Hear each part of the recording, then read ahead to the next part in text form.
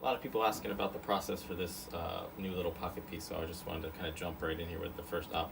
So I just created a custom set of jaws here with the appropriate offset. So obviously there's more material milled out of this, and then so the first op is just a straightforward offset turning operation.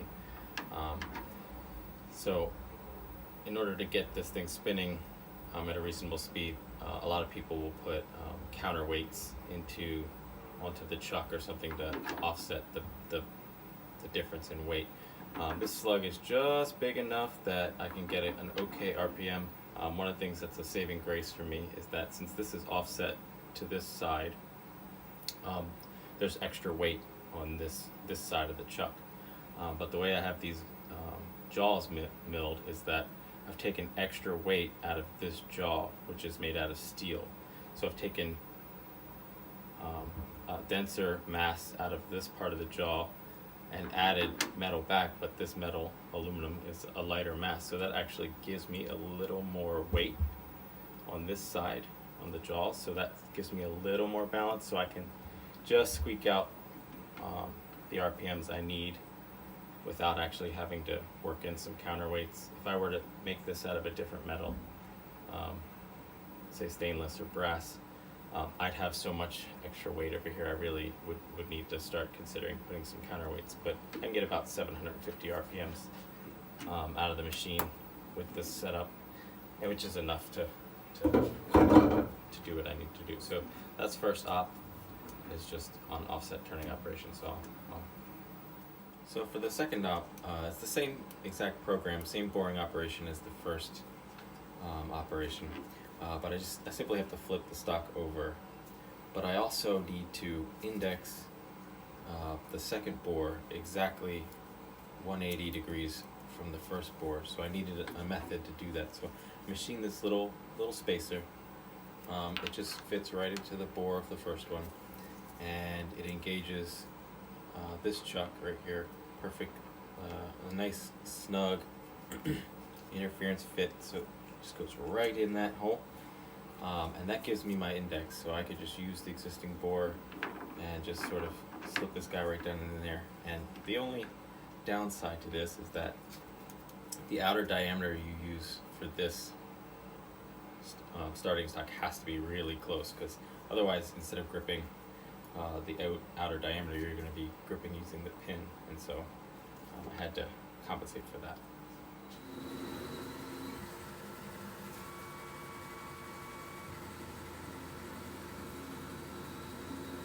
Okay, third up, if I'm doing my job right, this is all going to seem deceptively simple. The profile on this arbor that's just chucked up matches the bore on this piece, and this radius doesn't actually touch the bore, it's just the face. So the face is trued up so that it's nice and square, and a long bolt is tightened from the back, and profile is turned on each side. So I'll turn it and then I'll flip it over and turn it again. So after third op is complete, the profile looks like this. And I'll just clean out these burrs and flip it over and run it again on the other side, and I'll have my finished part. So this is, as you can see, it's turned out of we lose a lot of metal here, but that's it. And if I've done it correctly, I'll have the part that I want. So we'll see after op 4. Okay, so this is after op 4 is completed. As you can see, the final profile is all done. So 4 setups. The only thing that really has to be done after this is there's a good bit of sharp edge deburring that needs to be done. There's not much that can be done about that with such sharp intersections. But so one of the challenges of finishing this, since it's so eccentric, is that it's not really conducive to being finished on the lathe or turned finishing. So, but in all my work, I kind of like to preserve the grain of the turning ops. So it's a bit of a challenge. So I'm trying a couple different things, but I think I have a good solution. But yeah, so this is almost finished. I just have to make the buttons, but from there, I'm looking forward to making a few of these. So as as you can see, I've been experimenting a lot with different finishes. The main thing that I'm experimenting with is a vapor honing system, which is not unlike like bead blasting, except for the media is suspended in water. So what you get is that, instead of the blast media bouncing off the surface of your part, it's actually flowing over it, and it gives you a much better polish or a much better surface finish. And I'm finding that, unlike normally if you were to bead blast a piece of aluminum, try and anodize it, you would end up with like a mucky, you could barely see the color finish. And the vapor honing is much more amenable to anodizing. But that being said, there's some other things that it does that are also interesting, and also some things that need to be considered. So this is the original. As you can see, there's a slight like smokiness to the finish, and that's sort of what you end up with if you use the vapor hone. It's like a 300 grit media, and then a glass bead polishing media. And so what I'm finding is that when you use the 300 grit media, you get a pretty matte surface. So this is all 300 grit media. So you can see there's a much more smoky quality to it. I didn't use the polishing media on this one. And so what you get is sort of irregular matte finish. And it's kind of interesting. It's kind of smoky, but it's an uneven color, and it actually changes a bit depending on how the light hits it. I like that okay, but I wanted to see if I could get to a higher level polish. So this one is the highest polish, and what I did with this one is I omitted the 300 grit blast completely, and I went right from the machine right to the glass bead polish media. And it's a much more even finish, and it's a much better finish, but this takes an eternity.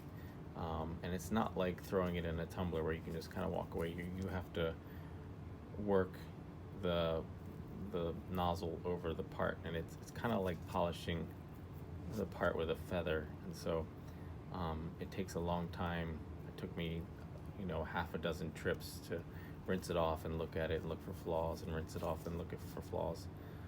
So I'm trying to find like the middle ground, because I do kind of like the smokiness if I can get it just a little more even. So this is 300 blast media, and then I do an intermediate polish step, and then I go to the glass beads, and this is pretty nice. I like this. There's still some of that smoky sheen to it, but it's much more even, and the color kind of shows through better. And so I'm going to try and find somewhere between these two for the final parts, because I do like that. I've been doing anodizing for a while now, and there's nothing wrong with doing straight polished anodizing, but it does have like a bit of a cartoony quality to it. And I'm a little tired of that, so I'm trying to find some different finishes that make the anodizing look a little different. So with my last piece, I was doing straight bead blasting and then repolishing on the lathe, and it was giving me this high contrasty effect where certain areas were polished, and it was like a faux antique finish on the anodizing. So this is a little bit different. It's almost another kind of antiquing, but one that lets the color come through a little more evenly. And this blue one looks really nice too. So this was the 300 grit blast, and then I did a lot of hand polishing, hand work on this one, and then I did glass beads, and this one turned out pretty even too. I think it's going to depend on the colors, where you end up. So this one I went straight to handwork and then the bead blasting, and again this has got like a nice antique to it. So the only one I think needs a little more work is I think I'm gonna skip just the straight 320. I think that's maybe just a bridge too far for me. but I don't know, maybe someone out there actually likes it, so so be it. And then this is the purple one. So this, I'm trying to remember.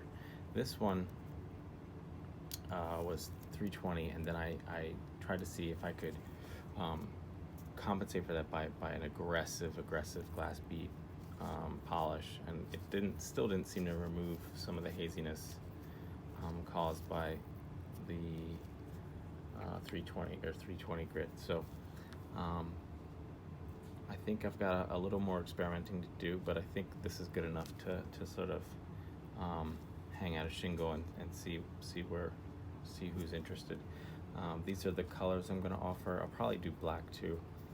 The other thing I made was I just made these simple Delrin stands. As you can see, these, when you lay them down, they're kind of like, you know, dead fish, and I don't really like that. So this just seats up on the radius of the button below it, and actually it's on a